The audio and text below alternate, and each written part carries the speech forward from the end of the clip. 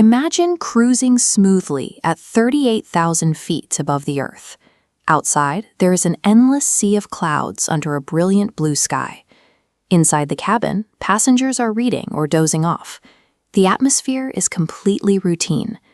Then, without a single warning, distress call, or radio transmission, the plane turns away from its scheduled route and abruptly begins a sharp, steady downward dive. Down on the ground, air traffic controllers stare at their monitors as the radar blip starts dropping toward a jagged labyrinth of mountains.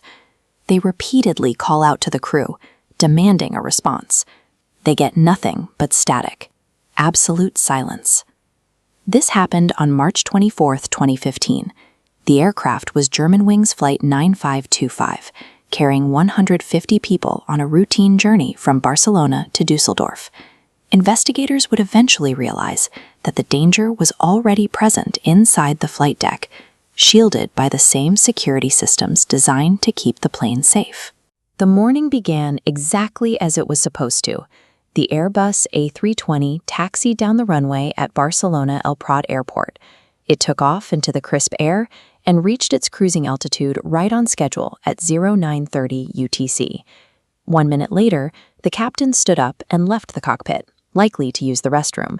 He left the 27-year-old co-pilot, Andreas Lubitz, alone at the controls. At 0933, Lubitz engaged the electronic overwrite switch, locking the reinforced cockpit door designed to withstand outside attacks. Immediately, the autopilot target altitude was aggressively dialed down from 38,000 to 100 feet, forcing the aircraft into a continuous plunge. Returning from the cabin, the captain realized he was completely locked out. He tried the standard keypad code. He buzzed the intercom. When he got no response, he pounded heavily on the door, shouting over the drone of the engines to be let back in. 10 minutes after the dive began, the aircraft slammed into the jagged terrain of the French Alps at roughly 700 kilometers per hour. Death was instantaneous, and the plane was obliterated into thousands of scattered pieces. The security measures engineered to protect the cockpit from a terrorist hijacking had inadvertently trapped the captain outside, making the aircraft's destruction certain. Within 48 hours of the crash, search teams navigating the rugged mountain debris field recovered the cockpit voice recorder. The audio from the cockpit documented a chilling scene, the sound of a captain desperately hammering on the door, while his co-pilot sat in silence, his rhythmic breathing captured by the headset until the moment of impact. A pilot does not decide to destroy an aircraft on a whim. To understand why this happened, investigators had to look past the wreckage and dig deep into the hidden life of Andreas Lubitz. The official final report from the French Aviation Accident Investigation Agency diagnosed a much darker problem. Lubitz was a man fighting a silent war inside his own mind, and losing. The record showed that back in 2008, Lubitz suffered a severe episode of depression that forced him to temporarily suspend his pilot training. He eventually recovered and was cleared to fly. But in the months leading up to the March 2015 crash, his mental health rapidly deteriorated. He was seeing multiple private doctors, taking heavy antidepressants, and exhibiting psychotic symptoms. One physician even recommended he be admitted to a psychiatric hospital. Commercial aviation sets exceptionally strict medical standards. If Lubitz disclosed his renewed psychological struggles or his worsening vision issues to the airline, he would permanently lose his pilot's license.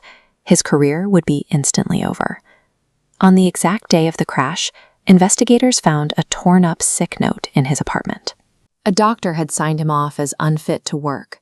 Instead of staying home, Lubitz tore up the note, went to work, and stepped onto the flight deck. Flight data later revealed that on the outbound trip from Dusseldorf to Barcelona earlier that morning, Lubitz had rehearsed the exact same descent maneuver down to 100 feet, while the captain had briefly stepped out. The rigid medical rules designed to ensure pilot fitness inadvertently created a suffocating environment of fear. Instead of seeking transparent help, his instinct for professional survival incentivized a fatal cover-up.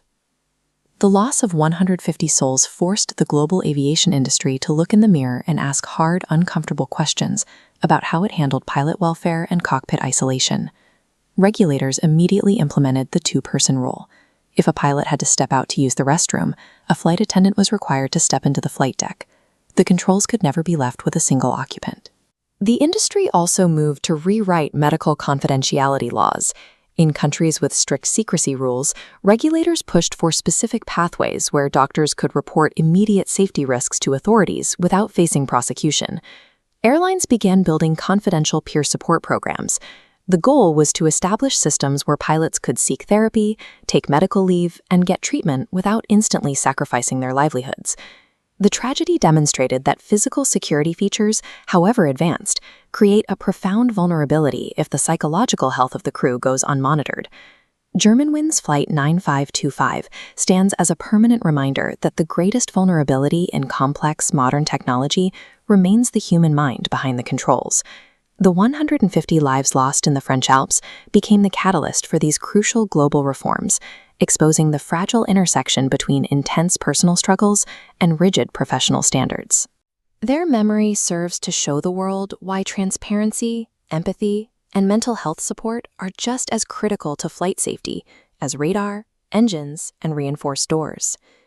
If you found this deep dive into aviation history compelling and want to explore more untold stories of human vulnerabilities and systemic failures, hit the like button, subscribe to the channel, and ring the bell. Thanks for watching, and stay safe out there.